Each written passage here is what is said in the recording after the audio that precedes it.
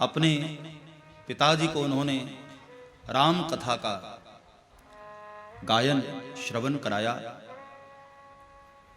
पिताजी के प्रति और माताजी के प्रति बहुत श्रद्धा थी, बड़ी भक्ति थी आप लोगों की। बहुत आनंद आया था झालोद की कथा में भी। और मैंने प्रथम दिन कहा कि जब गोपाल जी का और सुभाष जी का जब फोन आया इस कथा के लिए कि बापू आपको फतेहपुरा में करना है, तो हमने तुरंत मना नहीं किया। यद्यपि ये डेट कहीं और हम दे रहे थे, लेकिन जो हमारे दिल के करीब होते हैं उनको हम मना नहीं कर पाते।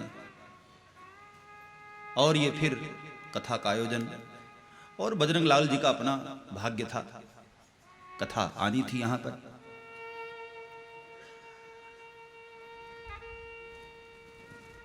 जैसे एक बेटी के विवाह में सारे सगे संबंधी रिश्तेदार सब उपस्थित होते हैं, तो यूं समझो कि ये 7 दिन की कथा लगातार 7 बेटियों के ब्याह के बराबर है। रोज उत्सव चल रहा है, रोज कार्यक्रम चल रहा है। सारे श्रोतागण जो यहां पधारते हैं सब आनंदित होते हैं, प्रसन्न होते हैं। देखो भाई, संसार में सबसे बड़ा दान ये कथा का दान है। भगवान जब हमको सक्षम बनाएं, लक्ष्मीपति बनाएं, तो ये काम जरूर करना चाहिए। जो कृष्ण प्रेमी हैं, जो राम प्रेमी हैं, हरि प्रेमी हैं, उन्हें हरि कथा जरूर देना चाहिए। हर कोई पैसे वाला नहीं होता है। समाज में कुछ लोगों को भगवान पैसा देते हैं, वो इसलिए कि उस पैसे का वह सदुपयोग कर सके। अपना ही पालन करना ये तो काम पशु भी करता है।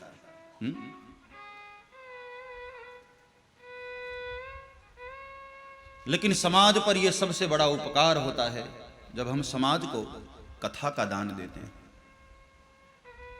क्योंकि कथा से केवल अपना ही कल्याण नहीं होता है, सभी का कल्याण होता है। जब भागवत कथा होती है ना, तो गौकर्ण महाराज ने कथा रखी थी धुंधकारी के लिए। ध्यान थी सांभळ जो कथा धुंधकारी के लिए हुई थी, लेकिन उस कथा में धुंधकारी की मां धुंधुली भी मुक्त हो गई, क्योंकि वह भी तो प्रेत बनी थी ना। सुसाइड किया था उसने कुएं में कूदकर। तो केवल धुंधकारी ही मुक्त नहीं हुआ, धुंधुली भी मुक्त हो गई। तो जब श्रीमद् भागवत कथा होती है तो केवल हमारे पितृ ही मुक्त नहीं होते हैं, आसपास में जितनी भी ऐसी बुरी आत्माएं हैं, मृत आत्माएं हैं जो भटक रही हैं, वह भी इंतजार करती रहती हैं कि कभी ऐसा हो समाज में कोई सज्जन महापुरुष कथा का आयोजन कर दे और हमारी सदगति हो जाए। तो जब भागवत कथा होती है तो आसपास में जितनी भी वह मृत आत्माएं हैं, वह भी कथा के शब्दों को सुनकर अपने पितरों के साथ साथ वह भी सदगति प्राप्त कर लेती हैं, वह भी मुक्त हो जाती है। ये कथा का प्रभाव होता है। जहां जहां तक ये भागवत के श्लोक पढ़ते हैं उनके कान में, तो अदृश्य आत्माएं भी कथा से मुक्त होती हैं। केवल धुंधकारी को बुलाया गया था और किसी को तो नहीं, लेकिन धुंधुली भी मुक्त हुई। ऐसे बहुत सारी अदृश्य आत्माएं भी कथा से धन्य हो जाती हैं। आज लोग कहते हैं कि इंसान बहुत बदल रहा है, बहुत समाज बदल गया, इंसान बदल गया। लेकिन आप ठीक से जरा सोचो तो इंसान कहां बदला? वही 2 हाथ, वही 2 पैर, वही दो आंखें, दो कान, एक नाक, वही तो है। इंसान कहां बदला?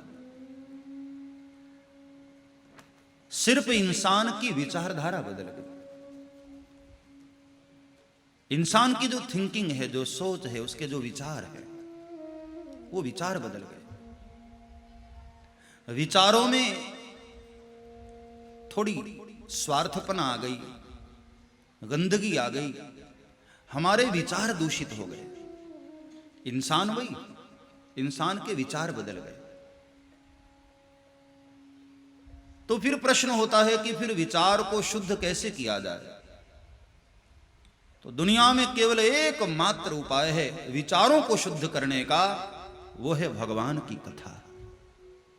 भगवान की कथा जब कान में पड़ती है तो आप इस चीज को महसूस करते होंगे, 3 घंटे आपके विचार बड़े शुद्ध रहते हैं जब तक आप यहां बैठे होते। इसके बाद की तो भाई हमारी गारंटी नहीं होती है, पांडाल से बाहर जाओ तो लेकिन यहां जब तक हो तब तक विचार बड़े शुद्ध होते हैं, विचार बड़े पवित्र होते हैं। और 7 दिन लगातार सुनते सुनते सुनते 10% ही सही, 10% ही सही, लेकिन विचार शुद्ध होते हैं। थोड़े बहुत विचार हमारे शुद्ध होते हैं। ये कथा का फल है, ये कथा का प्रभाव। इसलिए संसार में वो सबसे बड़े दानी माने जाते हैं जो कथा का दान देते हैं। और इसलिए मैं तो हर जगह कहता हूं कि परमात्मा जब हमको थोड़ा सक्षम बना दे तो ऐसा दान जरूर करना चाहिए, क्योंकि हजारों लोगों की अंतरात्मा से स्वतः आशीर्वाद निकलता है और आयोजक को प्राप्त होता है। रामायण में इसलिए भगवान शंकर ने पार्वती मां ने जब कथा के विषय में प्रश्न किया ना, तो भगवान शंकर ने पार्वती की बड़ी तारीफ की।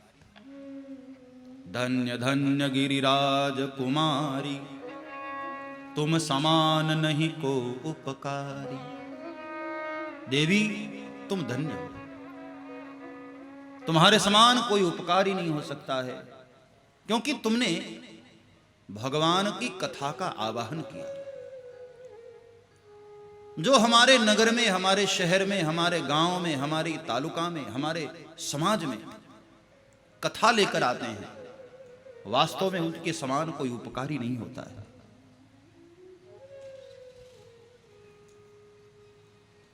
तो धन्य भाग हैं बजरंगलाल जी का और उनके पूरे परिवार का। लेकिन मूल में माता जी वो दुर्गा देवी जी हैं। मुझे परसों भी बजरंगलाल जी कह रहे थे, तो मुझे बड़ा आनंद होता है जब अपनी पत्नी को इतना श्रेय देते हैं ना, बहुत अच्छा लगता है। मुझे लगा कि देखो इतनी उम्र में भी क्या प्यार है। जब इस उम्र में इतना प्यार है तो इसके पहले क्या हालत होगी।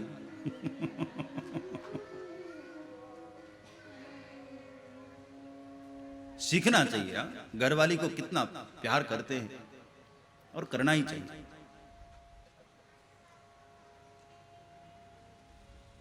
दशरथ जी की जब 3 रानियों के विषय में चर्चा आती है तो दशरथ जी के विषय में वहां कथा आती है कि दशरथ जी खूब प्रेम करते थे और तीनों माताएं अपने पवित्र आचरण से अपने पति को प्रसन्न करती थी। यही दाम्पत्य जीवन का आनंद है। पति अपनी पत्नी को प्रेम करे, और पत्नी का धर्म है अपने पति को सन्मार्ग पर लेकर चले। माता जी ने बहुत अच्छा सुझाव दिया कि कथा का आयोजन हो, और बजरंग लाल जी की ओर से वो सबसे बड़ा गिफ्ट अपनी पत्नी के लिए श्रीमद् भागवत कथा है। इससे बड़ी और गिफ्ट नहीं हो सकता।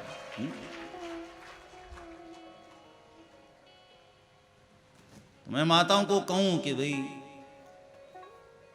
नेकलेस मांगने से अच्छा है, साड़ी वाड़ी मांगने से अच्छा कथा मांग लिया करो। कि भाई एक कथा मुझे दे दो, ये सबसे बड़ा गिफ्ट है।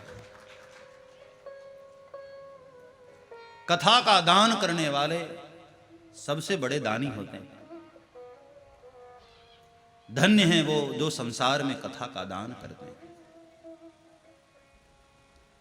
तो श्रीमद् भागवत का यह आयोजन सभी के लिए कल्याणकारी है।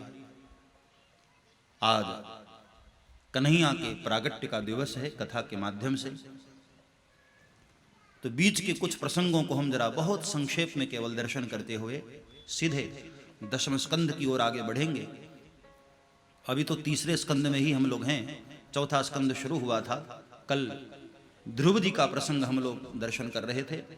सब्सक्राइब करें श्री चिन्मयानंद बापू जी के YouTube चैनल को और हमारे वीडियोस को सबसे पहले देखने के लिए बेल आइकॉन को दबाना न भूलें।